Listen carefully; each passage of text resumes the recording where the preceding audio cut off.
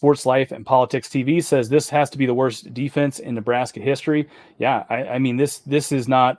Again, it goes back to it really goes back to, I think, the scheme that they're running, but also it goes back to the tackling, right?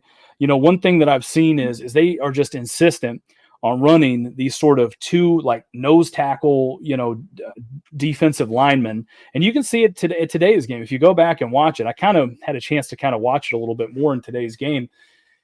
When they started bringing in, Ty Robinson, Stephon Wynn, Devin Drew, those guys, Colton Feist, and you put those three big defensive linemen, with their hands in the dirt, you put them, on the field all at one time. And then maybe, you start rotating Mathis and Nelson and Caleb Tanner in there and starting to kind of do that. They looked a lot better. They were able to stop the run a little bit. The problem, and this has kind of been my thing with it, they need to look at maybe doing that and switching their defensive scheme up a little bit more.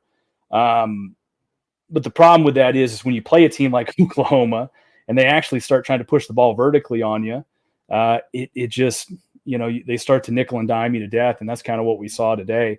A lot of the physicality that we demand, for our Cornhuskers has got to be laid early in the season. I have my own podcast.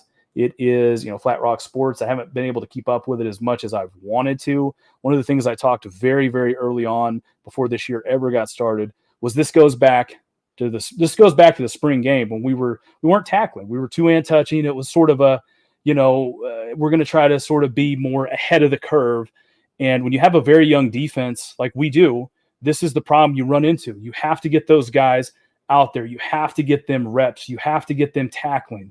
There is no substitute for how physical this game can be. There's no, and you guys know that, right? Let's see. We're going to jump in here.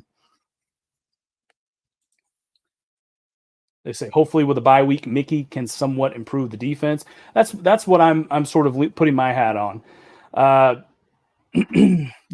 That's really what I'm putting my hat on. I think he's going to have a couple of weeks to really dig into this and sort of get the team, figured out.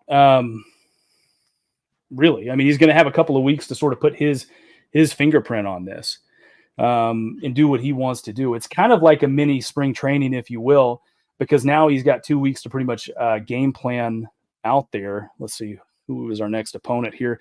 Indiana. They've got 2 weeks to get ready for Indiana and the Hoosiers. Let me see here while I'm still talking with you guys, if I can kind of look ahead a little bit.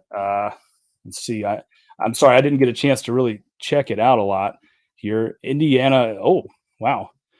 I might be a little behind here, but it looks like Indiana's actually losing right now to Western Kentucky. So that at least is something there. Wow. Yeah, Indiana's losing to Western Kentucky. There was another game I wanted to check too. I was kind of the Northwestern game. The reason why I was talking about the Northwestern game was I like to kind of keep a little bit of, a track on how our opponents did that we played, and in reality, the situation is from all intents and purposes. I mean, Northwestern, that was a close game for us and they beat us, but, I want to see how bad Northwestern really is this year, because I know that was another thing. They didn't look all that great either. So give me just a second here, if you don't mind. I'm going to jump back into it with you. Let's see here.